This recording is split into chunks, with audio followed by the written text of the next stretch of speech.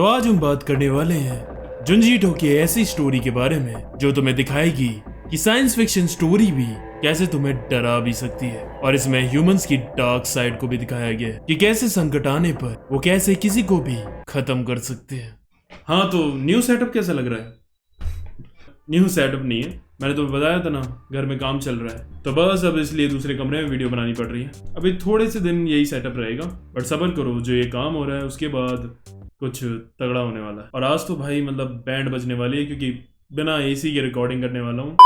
तो आज काफी दिनों के बाद हम जुंजी ईटो की मांगा को कवर करने वाले हैं। एंड ये वाली तो वन ऑफ द बेस्ट मांगास में आती है, हेलस्टर रेमिना। एंड सीरियसली भाई, मुझे ये स्टोरी काफी ज्यादा पसंद आई, बिकॉज इसमें एस्ट्रोफिजिक्स, स्पेस वगैरह की टॉपिक्स हैं एंड काफी लॉजिकल चीजों पर भी ये बात करता है। बट जुंजी ईटो की मांगा है तो इसमें हॉरर और क्रीपीनेस भी घुसी हुई है। तो चलो सीधा स्टार्ट करते हैं। साथी हेलस्टर रेमिना।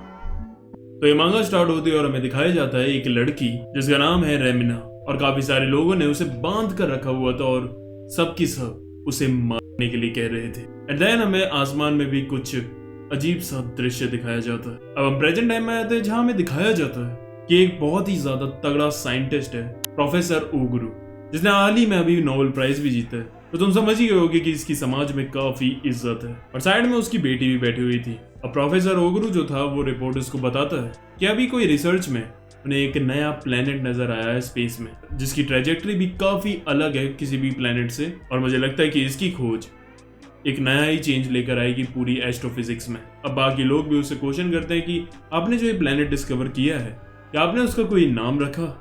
वो कहता है, हाँ, मैंने उसे अपनी बेटी का नाम दिया है, रेमिना। और वो इसीलिए भी क्योंकि वो जो प्लेनेट है वो 16 लाइट ईयर्स दूर है, क्योंकि लाइट को पहुंचने में 16 साल लगते हैं।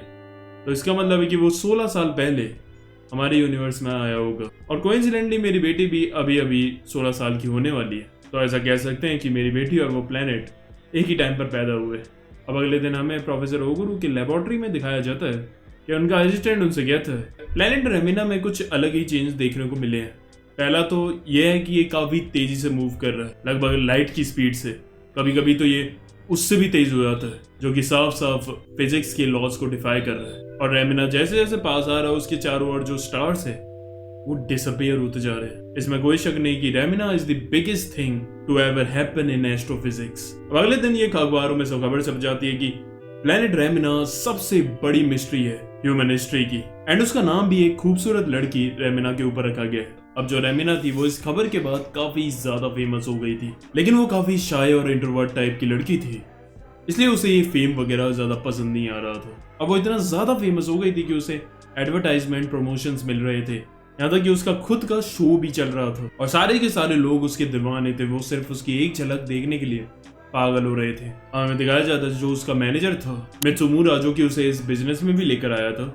अब रेमिना और उसका मैनेजर दोनों जाते हैं एक बड़े बिजनेसमैन के घर डिनर करने के लिए, जिनकी कंपनी के प्रमोशन के लिए रेमिना ने काम भी किए और उन्हें उनसे काफी ज्यादा फायदा हुआ था। अब जो उनका बेटा था कुनिहीरो, वो एक्चुअली में रेमिना को काफी ज्यादा पसंद करता था और वो उसका सबसे बड़ा फैन था। फिर वो उसे अपना घर भी दिखाता है और फ्लेक्स करने के लिए वो उसे अपने बेसमेंट में ले जाता है, जहाँ उसकी एक स्पेस क्राफ्ट रखी हुई थी। वो उसे ये भी बताता है कि उसका एक बड़ा भाई भी था जो कि एस्ट्रोनॉट बनना चाहता था, लेकिन मेरे पापा इसके साफ खिलाफ थे, इसलिए वो घर छोड़कर चला गया। और 10 साल से हमें उसका कुछ आता पता नहीं। दूसरी तरफ हमें दिखाया जाता है कि जो ओगुरु का असिस्टेंट था वो आंखें फाड़ कर स्क्रीन में देख रहा था। तभी न्यूयॉर्क से वापस आता है ओगुरु और उससे कहता है, तुम क्या देख रहे हो इसमें? वो उसे बताता है कि सर, रेमिना हमारे सोलर सिस्टम के अंदर आ गया है and is approaching at a speed of light within a month. Oguru कहता है, ये कैसे हो सकता है? वो कहता है, सर आप खुद सोचिए, रेमिना 16 लाइट ईयर्स दूर था हमसे, यानी कि लाइट को उस तक पहुंचने के लिए 16 साल लगते हैं। इसका मतलब अभी हम इस प्लेनेट को वहां देख रहे हैं जहां ये प्लेनेट 1 साल पहले था, लेकिन अभी रियलिटी में ये काफी आगे आ चुका है, यानी कि ये 16 साल पहले ही सोलर सिस्टम में घुस गया था। और कहता है, आज तुम कुछ सही नहीं लग रहे हो यूची।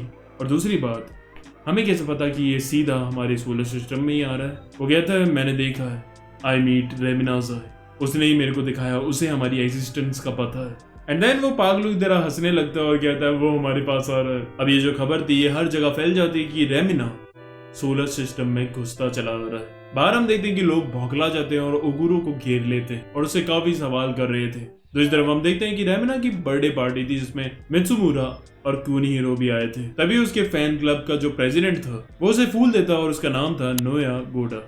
एंड देन कुनिहिरो को उससे जलन होने लगती है एंड देन उनके बीच बहसबाजी हो जाती है। देन तभी भीड़ में से कोई बंदा रेमिना के मुंह पर अंडा फेंक कर मारता है। अब वहां काफी भसड़ हो गई थी तो वो रेमिना को वहां से बाहर निकालते हैं। अब जब वो अंदर कमरे में जाती है तो वहां न्यूज चल रही थी और उसमें बताया जा रहा था कि रेमिना प्लेनेट सोलर सिस्टम में घुस गया है और उसने अभी अभी जुपिटर के आर पार घुसकर उसे डिस्ट्रॉय कर दिया है। अब ये देखकर सारे के सारे लोग पागल हो रहे थे। तभी उस भीड़ में से एक बंदा कहता है, क्या तुमने सोचा कि पूरे यूनिवर्स को छोड़कर ये सीधा हमारी तरफ क्यों आ रहा है? मुझे लगता है कि ये सब ओगुरु की वजह से हो रहा है। उसी ने इस प्लेनेट की खोज की थी और शायद वही इस प्लेनेट को हमारे पास बुला रहा है। अब फिर ये सब लोग अब ओगुरु का विरोध करने लगते हैं। इधर हम देखते हैं कि जो रेमिना है वो सिर्फ प्लैनेट्स को तबाही नहीं कर रहा बल्कि उनको एब्जॉर्ब करके वो खुद और ज्यादा बड़ा हो रहा है। फिर हमें दिखाया जाता है कि इसके अंदर से एक टेंटिकल निकल रहा था एंड देन वो उससे मार्स को पकड़ लेता है एंड देन न्यूज में खबर फैल जाती है कि उसने मार्स को भी डिस्ट्रॉय कर दिया और अब सब के सब पागल हो जाते हैं क्योंकि उन्हें पता चल गया था कि अब उनकी बारी है। पर वो सारे लोग अब इस सब का ब्लेम ओगुरो और उसकी बेटी रेमिना पर डाल रहे थे जिसके ऊपर इसका नाम भी रखा गया था। एंड देन अब वो सारे लोग उन दोनों को मारना चाहते थे। हम देखते हैं कि रेमिना की बिल्डिंग के नीचे भी कई सारे लोग आकर खड़े हो जाते हैं और वो वहीं नहीं रुकते बल्कि वो ऊपर तक भी आ रहे थे। तभी उसके दोस्त मित्सुमुरा, नोया और कुनिहिरो उसे वहां से निकालते हैं एंड देन फिर वो छत पे से अपनी फ्लाइंग कार लेकर वहां से निकल जाते हैं। अब जैसे ही वो शहर की तरफ नीचे देखते हैं तो कई सारी भीड़ खड़ी हुई थी और उन्होंने 2 क्रॉस ले रखे थे और ऊपर आसमान में वो देखते हैं तो रेमिना वहां से नजर आने लगा था। अब लोग भी ये देखकर हैरान थे कि जो ये मून नहीं है ये रेमिना है, वो साला इतना करीब आ गया हमारे। तभी उन्हें गवर्नमेंट की तरफ से एक सूचना दी जाती है, फिक्र करने की जरूरत नहीं है, रेमिना प्लेनेट की अभी काफी ज्यादा स्पीड कम हो गई है एंड हमने अभी कुछ एस्ट्रोनॉट्स को भी भेजा है उस प्लेनेट पर रिसर्च करने के लिए, हम कोई ना कोई रास्ता निकाल लेंगे। फिर हम देखते हैं कि वो स्पेस क्राफ्ट उसके नजदीक पहुंच रहा था। अब जैसे ही वो उसके एटमॉस्फेयर के पास आते हैं उनकी फट जाती है क्योंकि उन्हें एक बड़ी सी आंख जैसा कुछ दिखता है। वो कहते हैं ये तो वोल्केनो जैसा कुछ लग रहा है जो कभी भी फट सकता है। अब जो नीचे लोग थे उन्हें गवर्नमेंट की बात पर विश्वास नहीं हो रहा था क्योंकि रेमिना धीमे धीमे और ज्यादा बड़ा होते हुए नहीं दिख रहा था। उन्हें लग रहा था कि गवर्नमेंट सिर्फ उन्हें झूठ बोलकर दिलासा दे रही है, लेकिन उन लोगों के मन में ये घुस गया था कि अगर उन्हें जिंदा रहना है तो उन्हें रेमिना और उसके बाप ओगुरो को मारना होगा। दूसरी तरफ हम देखते हैं कि सब के सब मित्सुमुरा के फ्लैट में बैठे हुए थे। तभी उन्हें न्यूज में पता चलता है कि हर जगह सिर्फ तबाही हो रही है, यहाँ तक कि जो स्पॉन्सर और कंपनीज थी जिनको भी रेमिना ने प्रमोट किया था वो लोग उन सबको भी चला दे रहे थे। तभी उस रिपोर्टर को मारकर कोई बेहोश कर देता है और हम देखते हैं काफी खतरनाक मास्क पहनकर एक आदमी आता है और कहता है अब से ये स्टेशन हमारे अंडर है। वो कहता है कि सब के सब ध्यान से सुनो क्योंकि मैं पूरी अर्थ के लिए बोल रहा हूँ, अगर हमें जिंदा रहना है तो हमें उन्हें खत्म करना होगा जिन्होंने इसे शुरू किया है, यानी कि ओगुरो और उसकी बेटी रेमिना। अब नया कहता है ये तो बहुत ही गलत बात है कि तुम्हारा सिर्फ नाम सेम है तो ये तुम्हें मारना चाहते हैं। मित्सुमुरा कहता है फिक्र मत करो, मैं तुम्हें बचाऊंगा। रेमिना रोने लगती है और कहती है नहीं तुम लोग मेरे साथ मत रहो, मेरी वजह से तुम्हारी जान को भी खतरा हो जाएगा। मित्सुमुरा कहता है क्या बात कर रही हो, पागल हो क्या?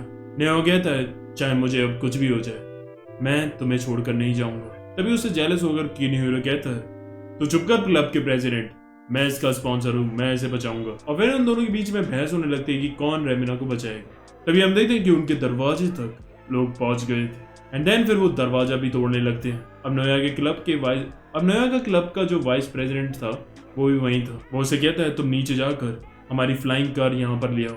अब वो काफी डर चुका था और वो उससे कहता है पागल है क्या, मैं नहीं हूँ तुम्हारे साथ। अब वो बाहर भाग के जाता है बालकनी में और कहता है प्लीज मुझे इनसे बचाओ, मैं इनके साथ नहीं हूँ। तभी हम देखते कि वहां 2 पुलिस वाले थे और वो उसकी एक ना सुनते हुए सीधे उसे शूट कर मार देते और ये देखकर अंदर उनकी फट जाती है। वो समझ गए थे कि हद से ऊपर बात चली गई है और ये इन्हें मारने से पहले एक बार भी नहीं सोचेंगे। तभी हम देखते हैं कि उसके रूम में एक गार्बेज डालने की भी जगह थी जो सीधे नीचे जाता है, तो वो उसमें स्लाइड कर सीधे निकल जाते हैं वहां से। दूसरी तरफ हम देखते हैं कि प्रोफेसर ओगुरो यूनाइटेड स्टेट से बात कर रहे थे इस पूरी प्रॉब्लम को सॉल्व करने के लिए। फिर उसका असिस्टेंट उसे बताता है कि उनका जो स्पेसशिप गया था प्लेनेट रेमिना पर, वो उसके एटमॉस्फेयर में घुसकर लैंड करते समय जल गया था, बट उन्होंने इमरजेंसी लैंडिंग कर लिया और अब वो ठीक है। और हाँ, हमारे एस्ट्रोनॉट कानेशिकी ने भी ये वीडियो बनाकर भेजा है। और फिर हम देखते हैं कि उस प्लेनेट का कितना ज्यादा खतरनाक एनवायरनमेंट था।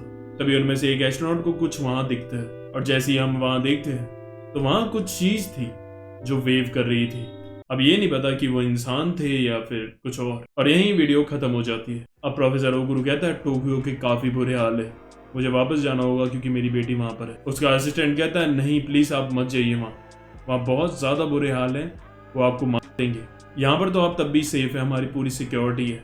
दूसरी तरफ हमें दिखाया जाता है कि रेमिना और बाकी सब वहाँ गटर के रास्ते से बाहर निकल रहे थे, लेकिन तभी हम देखते हैं कि वहां पर भी वो बंदे उनका पीछा करते हुए आ जाते हैं। फिर वो वहां से बचने के लिए गटर से बाहर निकलते हैं, और जैसे ही वो आसमान में देखते हैं तो उनकी फट जाती है, क्योंकि जो रेमिना प्लेनेट था वो उनके अब काफी ज्यादा करीब आ गया था। तभी वहां सबके सब लोग भी आ जाते हैं और उन्हें चारों तरफ से घेर लेते हैं। अब तुरंत ही जो कुनिहिरो था वो छूटते ही बोलता है भाई मैं नहीं हूं उनके साथ। मित्सुमुरा जगह बनाता और रेमिना से कहता है वहां से भागने के लिए, लेकिन वो नहीं जा रही थी। तभी वहां से कुनिहिरो भाग जाता है, और इतने में इन दोनों को वो लोग पकड़ लेते हैं। और अब वो रेमिना पे वार करने ही वाले थे, लेकिन मित्सुमुरा बीच में आकर खुद घायल हो जाता है और कहता है मुझे माफ करना, आई लव यू रेमिना। और बस वहीं वो अपना दम तोड़ देता है। रेमिना कहती है I love you too, please मुझे छोड़कर मत जाओ। और साइड से ये सब नया देख रहा था, और साफ साफ तुम्हें इसके एक्सप्रेशन से पता चल रहा होगा कि वो काफी ज्यादा डिसअपॉइंट है। इस बात से नहीं कि मित्सुमुरा मर गया, वो इस बात से डिसअपॉइंट है कि रेमिना उसे चाहती है। अब जैसे ही वो रेमिना को मारने वाले थे तभी उसे ऑर्गेनाइजेशन के बंदे वहां आते हैं और कहते हैं कि हमें इसे ऐसे नहीं मारना बल्कि सबके सामने लटका कर मारना। अब वो उन्हें पकड़ कर ले जाते हैं जहाँ 2 क्रॉस थे, और एक पर तो उन्होंने उसके बाप को लटका रखा था। वो उसे कहता है माफ करना बेटी, अगर मैंने उस प्लेनेट का नाम तुम पर नहीं रखा होता तो ये सब कुछ नहीं होता। रेमिना वहां चीख चीख कर चिल्ला रही थी कि मेरे पापा को कोई बचाओ, लेकिन तभी फिर वो उसके अंदर सरिये को सेड़ कर उसे मार देते हैं। अब अपने बाप को अपनी आंखों के सामने मरते हुए देख रेमिना टूट जाती है। Now she is lost. And then फिर वो लोग उसे ले जाकर उस क्रॉस पर बांध देते हैं, और बस फिर वो उसे एग्जीक्यूट करने ही वाले होते हैं कि तभी वो आसमान में देखते हैं तो प्लेनेट रेमिना कुछ हरकत सी करने लगता है, और तभी जो उसकी आंख सी थी ना वो दिखने लगती है। एंड देन फिर एक उसके वहां पर छेद भी हो जाता है जो कि उसके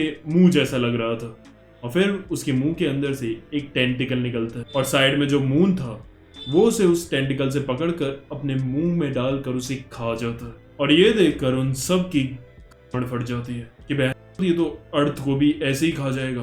फिर जो उसका टेंटिकल था वो अर्थ के ऊपर भी वैसे ही आ रहा था उसे पकड़ने के लिए, और बस यही ये पार्ट खत्म हो जाता है। तो अगर इसका दूसरा पार्ट जल्दी से जल्दी चाहिए तुम्हें तो कमेंट करो, जितने ज्यादा जल्दी कमेंट करोगे उतनी जल्दी वीडियो आएगी। बाकी तुम्हें अगर जुंजी ईटो की और स्टोरीज देखनी है तो तुम्हें इधर क्लिक करना चाहिए, जाओ जल्दी। आज के लिए बस करते हैं, आरिगातो।